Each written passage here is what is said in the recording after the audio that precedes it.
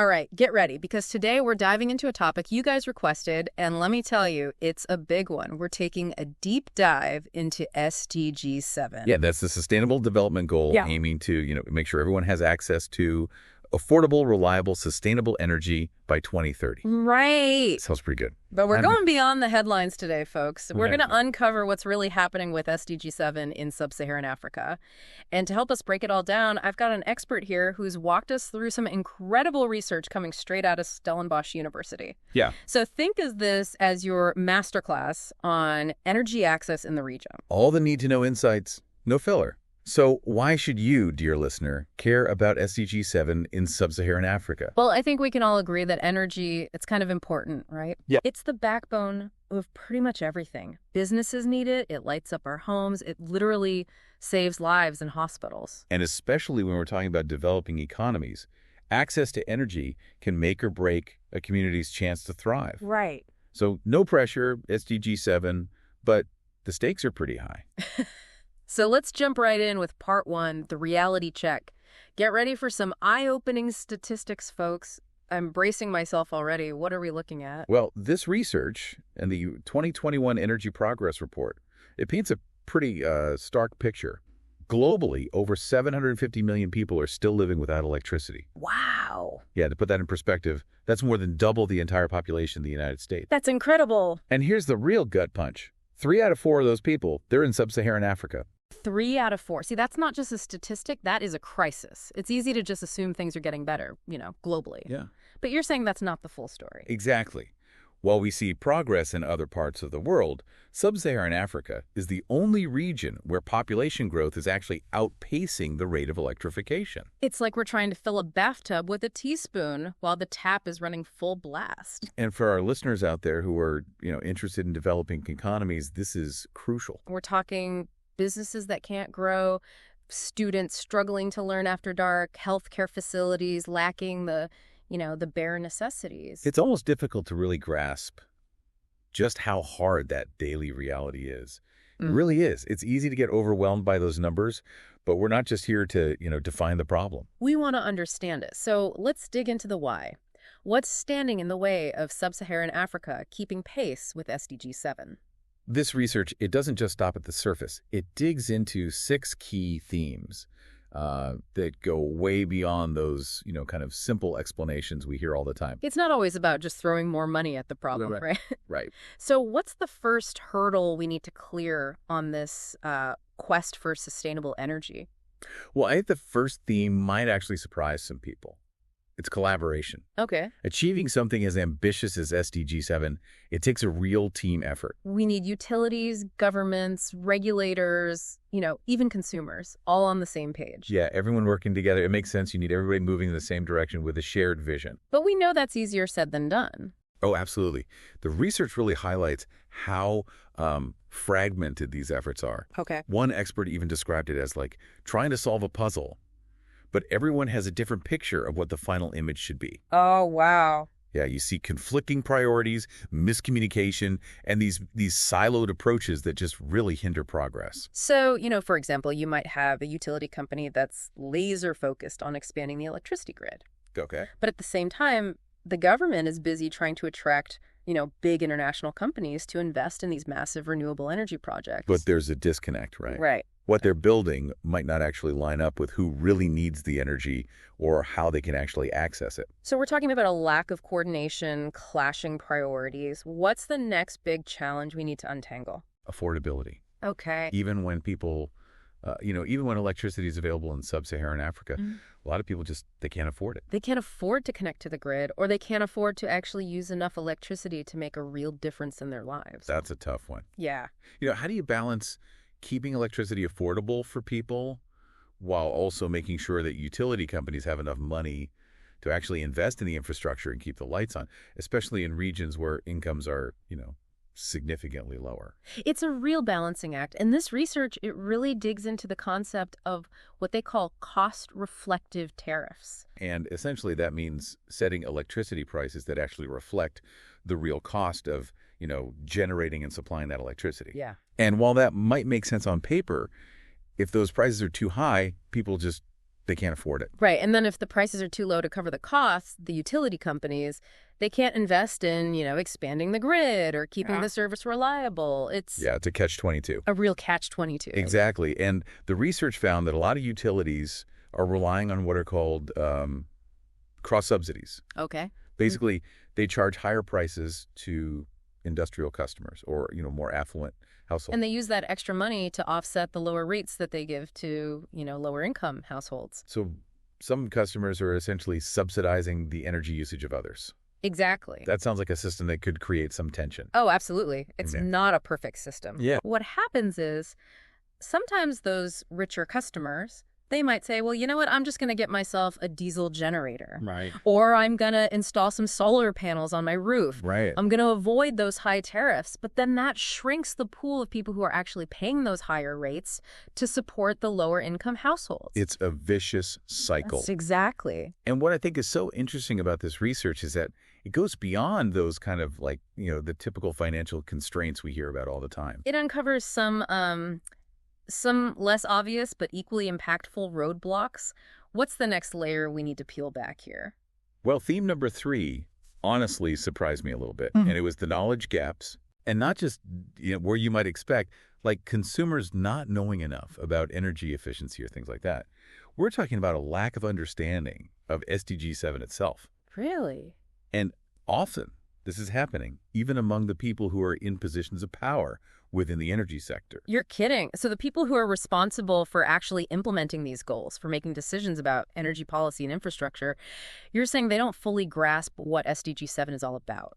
Yeah, the research found a pretty worrying disconnect, honestly, between the ambition of SDG 7, these big, lofty goals, and what's actually happening on the ground. And it's not necessarily about people intentionally resisting or anything like that. It's more about a lack of awareness, a lack of understanding, and not really integrating these principles into everyday decision-making. So they have the what, but not the how. Yeah. Exactly. Okay. So it's like, trying to bake a cake without knowing, what the ingredients are or how to use an oven. You might have a recipe, but someone's going to be right. a little off. Yeah. All right. So we've talked about the need for coordination, the affordability tightrope, and now this, this knowledge gap, which is pretty surprising. What's next? This is a big one, leadership. Okay. And not just any kind of leadership.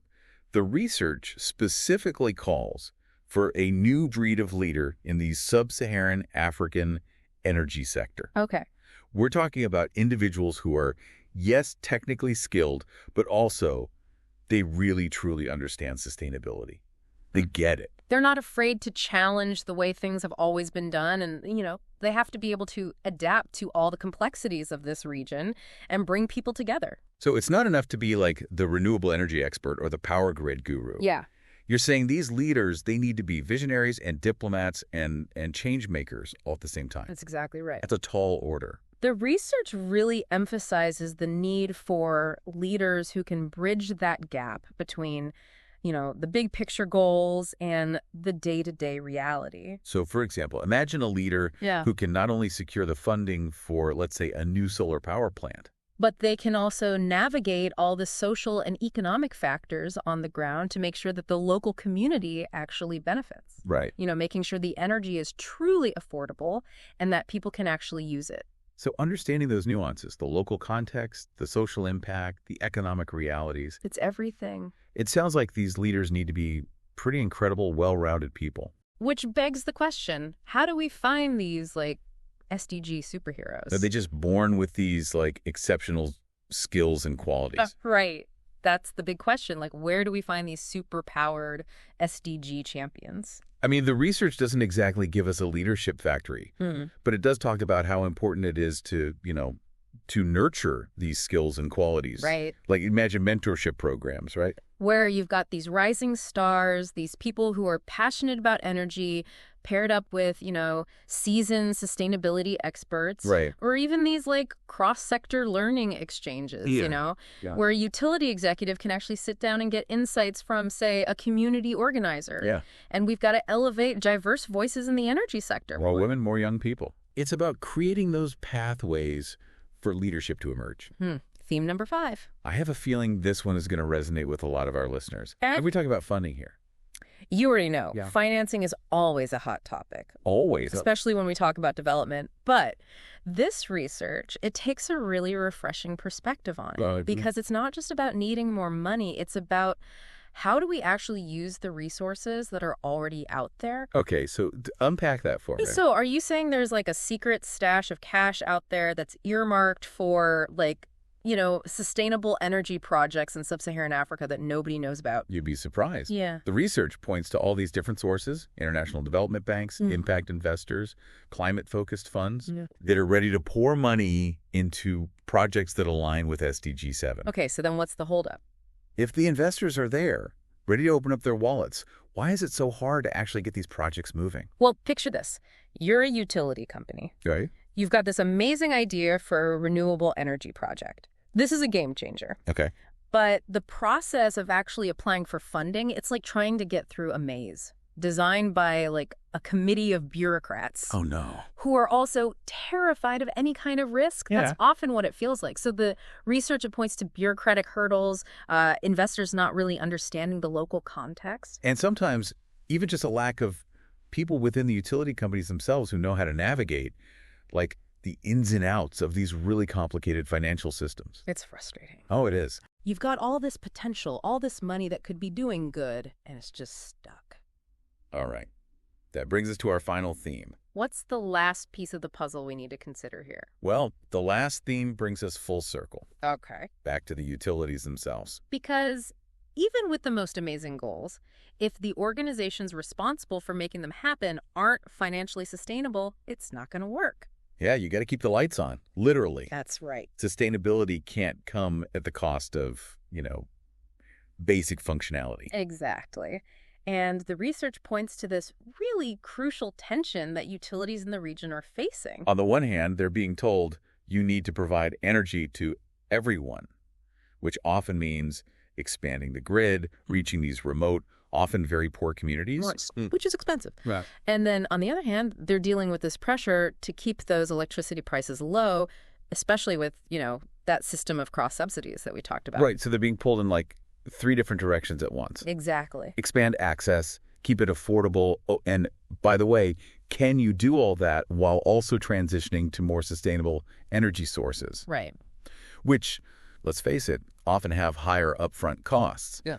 That's a lot to manage. It is. And this is where those really innovative solutions are so important. The research actually does highlight some new technologies, new financing models that could really help utilities find that balance. Like what? Give us an example. Well, take, for instance, those decentralized renewable energy systems. Yeah. Like these mini grids. Yeah. That are powered by solar energy.